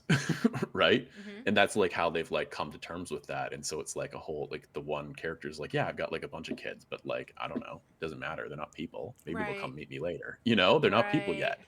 Right. It's like, just like, oh, this is so strange, and then how do other like cultures interact with that, and like are they able to be tolerant, or is it like, so I don't know, I find the imagination that goes into that, and it's like the way that it kind of bends your brain a little bit, Mm-hmm. right? I think to go back to like my aunt who let me read all of these books that I probably wouldn't have read in my family, growing up, like encountering like queer characters who were like lovely, wonderful people, and like having, like it just like it made me more empathetic, and it like Yeah. primed me to like be able to put myself into another set of shoes, and like to hold a lot more space than like what I would have been able to do had I not like journeyed with and fallen in love with these characters that I hadn't gotten to meet people like that in real Right. life, right? Because Right. of the way they're sheltered. And so I think that I love, yeah, like I love space operas because it kind of does the same thing. It like bends your brain a little bit to be like, um, what's the thing? Like Raven was telling me a story the other day of like a person that you know, they'd gotten married, and they go to cook a ham for their spouse, and they cut off the ends of the ham, put it in the pot, and cook it, right? And the spouse is like, "Why'd you cut off the ends? Like that's the best part." And the person's like, "No, what do you like? You're always cut off the ends. That's how you make a ham, right? Right. That's what you're supposed to do. It's what my mom always did." And so then they end up going back to their mom. Mom, why did you always cut off the ends of the ham? Like I don't get it. And mom's like, "Oh, our pot was too small." Right? But this person's been doing it for their whole life. Like they've Right. grown up, they've got out of the house, they have the bigger pot, they still cut off the ends of the ham. Why? Well, because that's what you do, right? Right.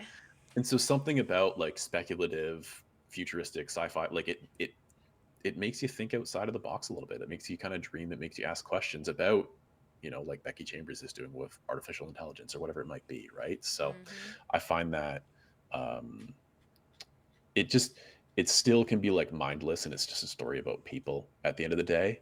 But but it also like twists your brain just enough that I don't get bored. I like that. A closed and common orbit. Okay, so this was the other one. That's the AI one, The yeah, AI one. Okay. yeah. Wow. You kind of changed my mind about books right now. I got to tell you. At least Ooh. I know it's a big deal. Here's the thing, Um, though. I actually don't think it's like that books are king, right? Because I think that like a good, I don't know that movies are like movies can be good for it, but like a really good TV show, mhm. like it's got enough time. You have enough time with the characters that it actually can like I think have some of those same impacts on you. I think it can like open your eyes, help you become a little more empathetic, like all of those sorts of things. Like I think you talk about like representation in media as being like a big deal, but it's like it takes a long time for us to actually see the downstream effects of that. Like Right. I think that's real. I think I was a beneficiary. Like I got to experience the impacts of that in a positive way in books because that's what I had access to, and especially I guess in when I was growing up. But Mm-hmm. like I think lots of people are now having that, whether it's through social media or it's um, through like new TV series and stuff like that. Like I think we're living in the golden age of television right now. I Yeah. think like movies are kind of out and TV is like the thing, right? Mm-hmm. And it's amazing, and it's people are pushing the envelope and making us ask questions about, well, why do I think about that the way that I do? So I don't think it has to be a book, but books are pretty cool. They're a cool way to do it because you can get into the mind of the character in a way that you can't in any other medium, right? Because you can Right. actually like read their thoughts. Where like when you're watching a show, you don't get to do that. So Right.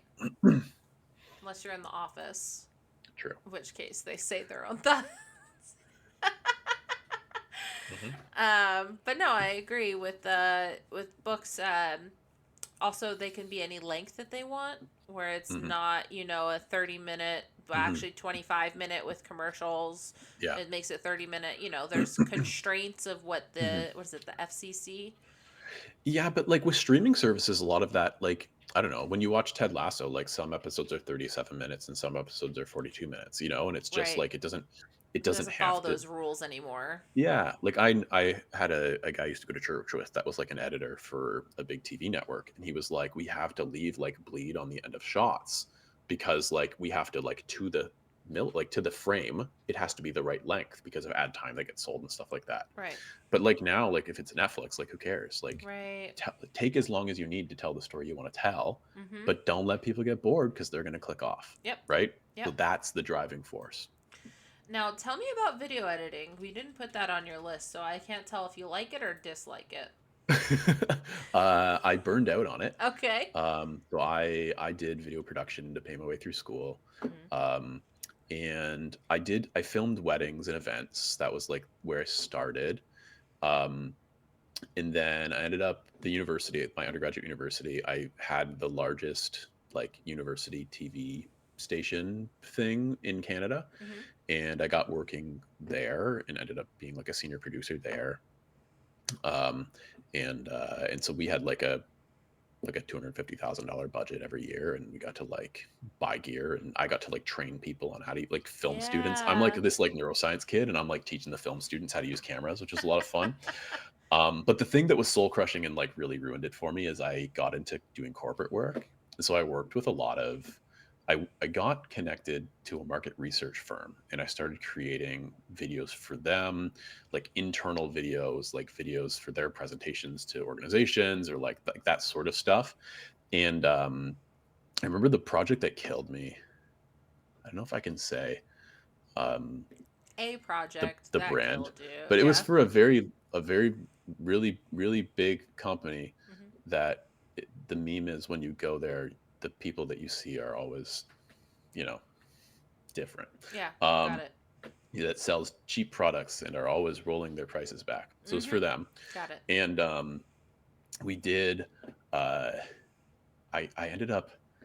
It was my first year of my master's, and they tapped me on the shoulder. Hey, do you want to do this project? and I didn't. And so I quoted them like an obscene number. If you pay me this much, and they went, okay. And I went,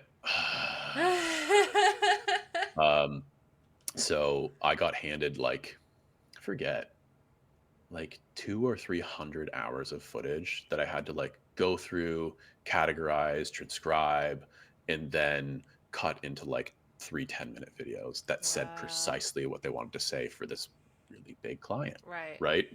So that like while being in the first year of my professional master's degree, which was like a huge and difficult transition for me. And so I just like I crumbled. So I finished the project and I got paid and like that That was was I was it. like I that was it. Like I had already been like kind of like pushing up against that like I'm done with this. I can't, but the Right. money was really good. And it like it paid for like I didn't work for the rest of the year. That was it. Yeah. Right? Like paid for all of my living and groceries and car insurance, like everything for a year. So you're like that's wonderful, but also it like yeah. So videos like I kind of stopped doing video for a long time until interestingly, well, Twitch is one way that that's kind of come back in a Mhm. different kind of setting, and it like frees me of my perfectionism as well because I like you can't you just go live, right? You Right. can't. Where if I'm like trying to make a video for YouTube, I like will forever edit it down and try to make it, and then I never post. Right. Um, but the other thing I did after I'd started streaming on Twitch and been like getting a little better with the perfectionistic stuff, I went to what was it? I made a video series called Trying to Like Coffee. Okay. I woke up one day and I was like, I'm going to be 30. It's time for me to start drinking coffee because I never had my entire life. Right. And so I decided I would document it. I made 30 videos in 30 days. I made a 2-minute version for YouTube and a 1-minute version for Instagram Reels because Reels was like still kind of newish, I Mhm. think. Anyways, this was a year and a half ago or something. Yeah. But uh, and I made 30 videos and it was like a fun throwaway, it doesn't matter project, and that was a lot of fun. And so I've kind of toyed with the idea of doing more of that sort of fun thing because I've got Mhm. this whole skill set and I've got this gear and equipment uh, and I'm like I'm not bad at it, um, but uh, but yeah, I burned myself out on it pretty bad. So Mm. it's hard to Well, it's good yeah. that you have a source to like still be free with it as far Hmm. as, 30 days of trying coffee. Is that what it is? That was it. Yeah, trying Yeah. to like coffee. Trying to Yeah. like coffee. Now, do you like coffee now? Is that a thing? Um, so at the end of the 30 days, I wrote a song as the final episode, and the prognosis was I didn't like coffee, but what I really liked was the routine of making a coffee in the morning. Mhm. Because I got like a grinder, like I did it right, and I made like a pour over every morning, and it was like this really talking about being like embodied and being present, like it's engaging all of your senses. It's like warm to the touch, and it's got this aromatic thing happening, and there's like a taste and like all of this stuff. It's like visually even, it was like really pretty, and so I I like really enjoyed that routine, and so I kept on doing it, Mhm.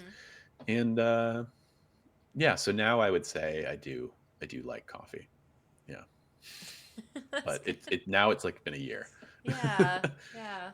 Mhm. I have the solution: make me coffee every morning. Hey, if you wanna drive to my place, I'll make you a coffee in the morning. I don't deliver, that's the only Yeah. thing. Yeah. That's funny. Um okay, so let's talk about spicy food Yeah. cuz I hate it. Yes, thank you, I'm glad. This is one of my dislikes. Uh-huh. Not pungency, not spicy dish. Let's just talk about spicy. You could No. do, like, capsaicin maybe. Maybe that would be a good way to get at it. Wow, you're like a human thesaurus. Cap. The top one, Thank you. capsaicin or Thank second you. one there, yeah. Okay, perfect. So this is Um. what makes your brain think your tongue is on fire. Oh, Yeah, this is the thing in hot things. I hate it. Yeah, me too. Look at this. Look at it. It's a chemical, irritant, and neurotoxin. Okay. I had a professor. in neuroscience. Let's go back to neuroscience. I had a professor in neuroscience, and he was like, spicy food, nah, right? He's this really interesting guy, and Dr. Bradinsky, and he'd come up. I forget where he was from, but he's an older gentleman, and he had done research in, I don't know if it was Russia. I think it might have been Russia in a time when ethics were different. Hmm. And he was doing research with cats because they would just gather up the stray cats from out on the road and use Right. them in their research, which is like awful. Yeah.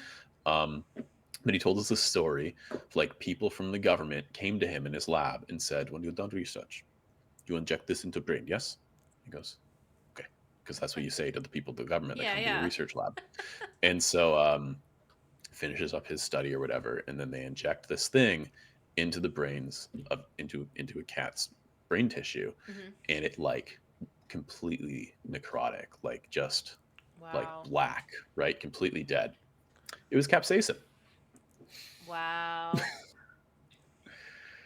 Yeah. So cats don't like spicy food. I don't know if I probably can't cross. It looks like it's too big to cross the blood-brain barrier. So it's Okay. like, if you eat it, it's not going to end up in your brain. But, like, Right. don't put it in your brain. Don't That's inject it in Yeah, your brain. Got it. Okay. yeah, So anyone who likes spicy food, just don't inject it in your brain and you'll be yes. friggin' fine. Whereas I used to inhale ghost pepper extract. Well, Jack, we all know that you play with fire and you use fire, so it's not This is true. surprising that you want This to is eat true. fire. Yeah. Hmm. Hmm. So have you always hated spicy food or? Yes. So when I was a child, my dentist had to get, like, special toothpaste for me because mint tasted spicy to me. Like, that's how sensitive my, Wow. like, taste buds were. Uh huh. And so I couldn't even have mint. It was like, that's too hot, my tongue. Oh my Little gosh. baby Jeff, right? Right, right, Um, and then I never, like, I was just like, why would I want to eat that? Like, I'm not going to. This isn't fun. This doesn't right. feel nice. Why do I want to do that? And so I never, like, dulled my taste buds with it. Um, I still spicy food, and I do not. I've gotten, like, a little bit better since I got married because my wife likes spicy food, but Right. I like do everything I can to avoid it, and have very sensitive taste buds. So I'm going to brag about myself for a Okay. moment here, Yeah. because Do I it. had this experience the other day. My wife is an amazing baker, and she made these phenomenal buns, brioche buns. We loved them. And so she did the recipe again, and she's like, this one's even better. Here, try it. She probably actually might have been, no, it wasn't during a stream. She brought it to me, and she's like, here, taste this. It's amazing. She's, like, so proud. All right. And I taste the bun, and I'm like, and she's like, how is it? Right? She hasn't tried it yet. All How right. is it? Is it good? And I'm like, it tastes like it tastes like it's not, like, quite eggy enough. Like, it's good, but it's like, it's not, like, eggy enough. It's like there's, like, a richness missing. And then she's like, I did forget an egg when I doubled the recipe. Oh my And I was, like, gosh. so proud of myself that I, like, was able to Pull that identify out. that, Yeah. like, this is missing egg. So that's my, like, sensitive taste buds. Yeah. Um, Now, um, so black pepper, spicy to you? I don't put I will put, like, a little bit on to season. Like, if I'm cooking, like, chicken, I'll do some salt and pepper. Right. But, like, a lot of black pepper, I would be like, no thanks. Yeah, Yeah. I don't do black pepper at all. I can see, Hmm. just like your sensitive taste buds, I know Hmm. when there's black pepper in something. Like I Yeah. can just pull it right out. Hmm. And then the other thing is, what about, do you eat sushi? I do. Yeah. Wasabi. Yeah. No, I just avoid that at all Okay, costs. see, I Yeah. can do wasabi. It's the Really? one thing that doesn't bother me because it goes away very, very Hmm. quickly. I don't think I've ever tried it. And so that's the, like, I just am just like, I know that I'm, like, spicing item. So maybe next Yeah. time I go to the sushi restaurant, I'll, like, do a Just put little like a boop. little tiny bit and put a lot of soy sauce, but just put a little tiny bit, and then Yeah. it'll go away, just like horseradish. Like it'll Yeah. just go away. Fair. Don't do horseradish either. Fair. No, neither do Cool. I. But I know it goes away. There's um, no info said there's no capsaicin in wasabi. oh, there you go. There isn't in mint either. I don't know why. Like, now I'm fine with mint as, like, a grown adult, but when I was a kid, I was like, this is spicy, because my tongue was just sensitive. Yeah, yeah. The other thing, what was I going to ask about?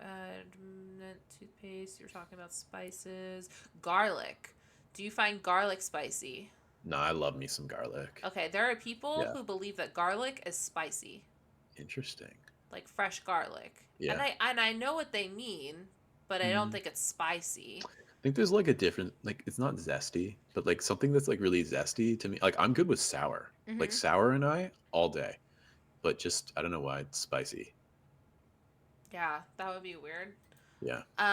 Okay, so we dislike spicy food, and we dislike effort, the moralization The of effort. moralization of effort. What does that Yeah. mean? So I'll give you an example. We actually talked about this when Info was on my show. So if you had two people are raising money for charity, and um, they are one of them is going to do it by running a 5K, and the other one is going to do it by running a marathon. Who did the better thing? Say that one more time. I was reading So, chat. Sorry, they're all no, making jokes about wasabi and gingers. yeah. And go ahead. So two people are raising money for charity. One Right. of them is going to raise money by running a 5K, and the other one is going to raise money by running a marathon. Who did the better thing? They both did the same thing. They did.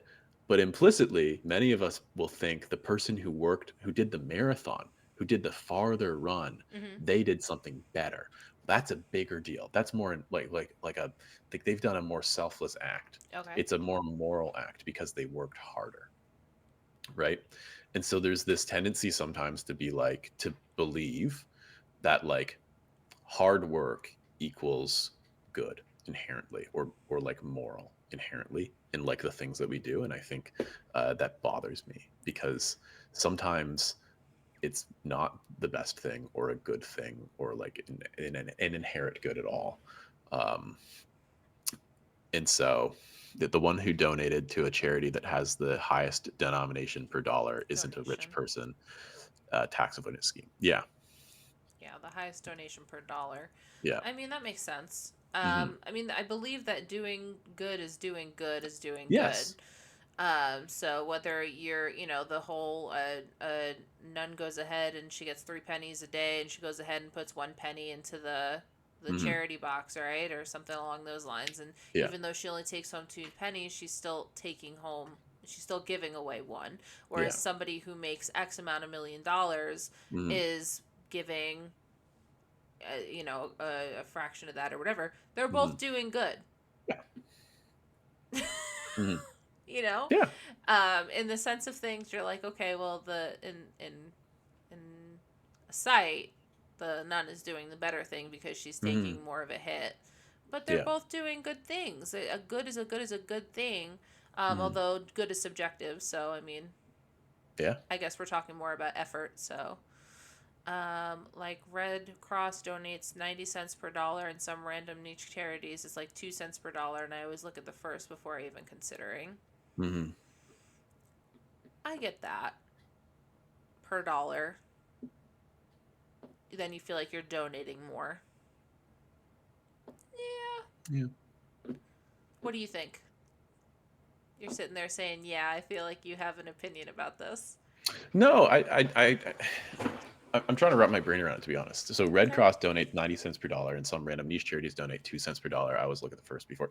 So like this is the in Canada, UNICEF used to be really bad. Mhm. Like for every dollar that they received, like I forget, it was a very they've really improved, but they Mhm. had like this terrible reputation for a long time because very little of the funds that came in actually went to like the cause, Okay. right?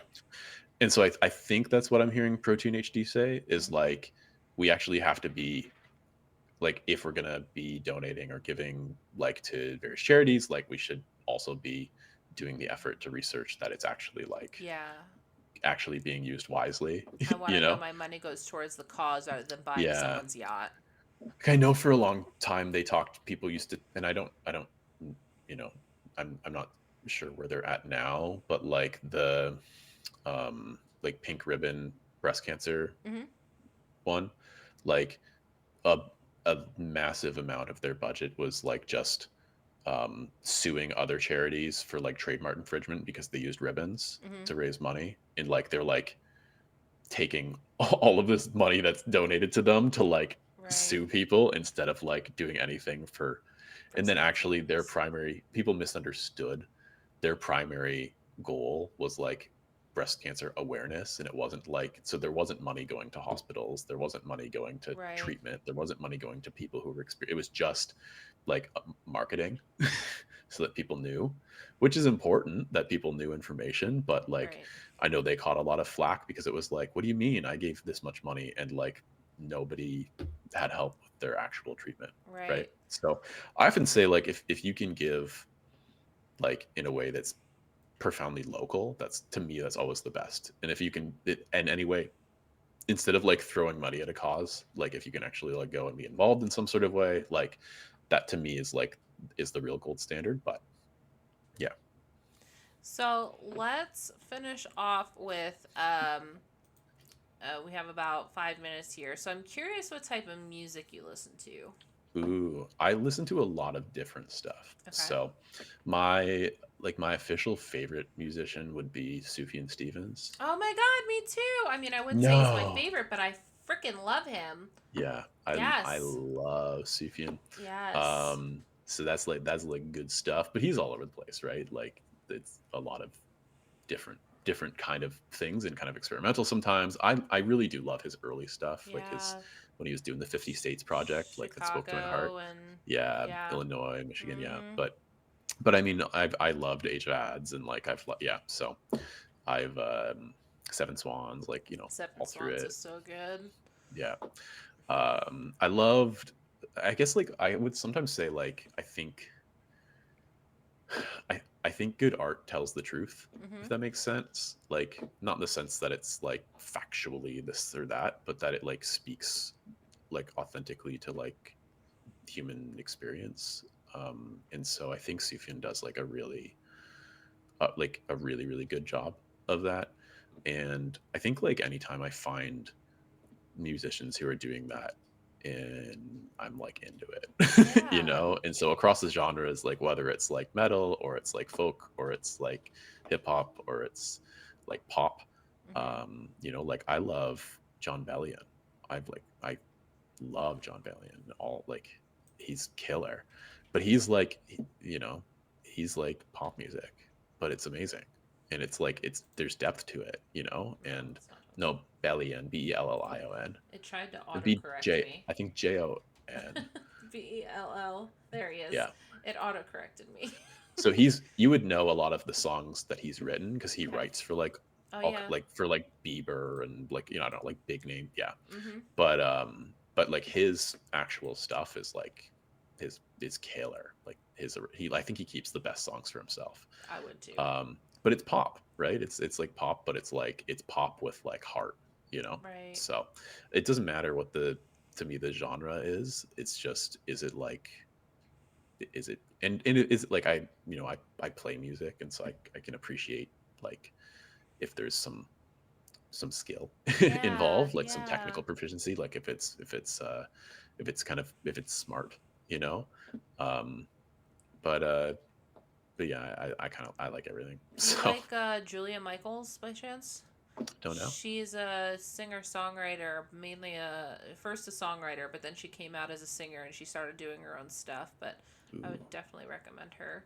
we'll check Um, out. and then you were talking about indie and folk. Mhm. How far does the folk bleed for you? Like, are we talking like Shovels and Rope? Are we talking uh, oh my god, my husband killed me right now. Are we talking like what we call it, stomp and holler? Like, are you just talking more like Like I can't. indie? I'm like I think I'm referencing like indie kind of stuff, but Okay. like I don't again like I don't think I'm particularly bound by genre as Okay. much as it's just if yeah Has if good it's good. music.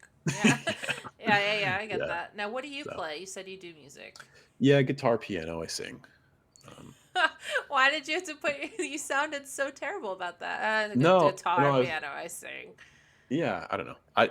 That's yeah, that's guitar and piano, and I sing. Yeah, but that's Yeah. awesome. That's a good Mhm. talent to have. Yeah, we've done it on stream before. Actually, I have a point redemption that to play people music. So it Aw, I'll happens. have to look at that. It's a lot of points because it's like very disruptive because I Yeah. have to like go and it's the whole thing. But um, but I've I've got one of my mods has been like saving forever because he's like I'm gonna do a full music stream, and so I think he has enough for like a lot of songs now. So that might happen one of these days. That's amazing. Yeah.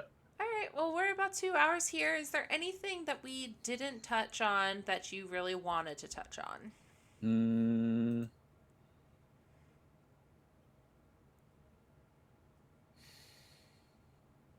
no, I mean, it'd been fun to talk about how I dislike certainty, but that's okay.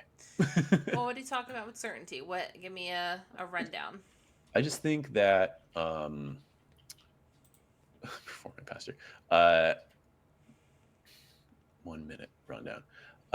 Whenever somebody seems or like is like presenting themselves as if they know, like if they know, like they know, Mm-hmm. you know, I'm immediately skeptical because it's just like the more that I have learned, the more I have realized that like there's a lot of gray out there, Yeah. and maybe this is the idea. I think whether and this is a big thing in like in theology and stuff too, Mm-hmm. right? Because people are like, right, but my hope is that we could be a lot more comfortable. I think we are much more comfortable thinking of the world and the things around us and the things that we experience as a puzzle that we can solve. Mm-hmm. But I think that um, my preference is to actually to look at some things as if it's a mystery. I So like we have that. more space for mystery than puzzles. So we'll Yeah. be able to be more comfortable inside of mysteries than puzzles. So The concept of absolute, right? Like mhm, the how somebody can be absolute in their beliefs or you know what I'm saying? mhm. And I feel Yeah, like and I think that's whenever you get there, that's just you're putting on blinders and you're like living in like fundamentalist a way of thinking, yeah, right? So yeah. I yeah, think that's a great way to end here. Part series on epistemology. That's what it's called. epistemology. Yeah. That's like the science of thought, I guess. Okay. Is that how that what epistemology is? Um, Hopefully, yeah, let's find out real quick. Let's look. Theory of theory of knowledge. knowledge. There you Close go. enough. You got it. I'll take it. Yeah. Well, thank you so much for being on. Like this has been Thank an you for having excellent me. conversation, and I really love your thoughts and your process of thinking, and your ability to express yourself in a way that is not absolute, that has this gray area. You know, these are the things I like, but you corrected yourself. And when you were talking about hiking, like we absolutely love, we like to hike, and I was like, oh, okay, what's he doing there? So Mhm. I found that that you speak the truth and that you believe in what you talk about. You talk about what you believe. It's pretty sweet. I do my best. Yeah, Thanks for having me. yeah, It's a of lot of fun. course. I'm glad. Well, definitely everybody stick around real quick. We're going to go on a raid. Um, Woo. we're probably going to go, if he's on, to Davey eating a sandwich. Where did my mouse go? Why is my mouse gone? Where did it go? This is really weird. Anybody know how to get my mouse back? I'm ignoring Magician Zoom to catch this. Well, that's good. Uh, Thanks for being here, Info. Yeah, happy to have you here. I don't know if I've been told this is going to be loud because I Protein, can't I don't know promote you, it. but I feel like I want to. You seem great. He's a cool guy. Yeah. Okay, mute site. I'm doing this all without a mouse right now. Wow. Yeah, so like I was just like highlighting some things, but it's all without a mouse. Come Wow. on. This is impressive. Thank you. Folks, can we get some claps in the chat? Yeah, claps in chat, please. I don't think Davey's on right now. Damn. Oh, there's a mouse. It's back. Hey. Davey is eating a sandwich. He's not on right now. Okay, well, we're going to go ahead and end there just because the people that I want to go to are going to be ending soon. And I don't want to put that pressure on anybody with their raid. Thank you so much for being around, everybody. Thank you for all the claps for me being able to work without a mouse. I'm really happy it came back. And I hope that we see you all soon. Again, my schedule is going to be Friday. We're going to come around probably 6:30. I'm actually going to go on stream and play some music. I've been shy. And then next Wednesday, we're going to have EBX Aaron on. I am so excited. It should be an excellent conversation. So thank you so much again. And you guys have an excellent night.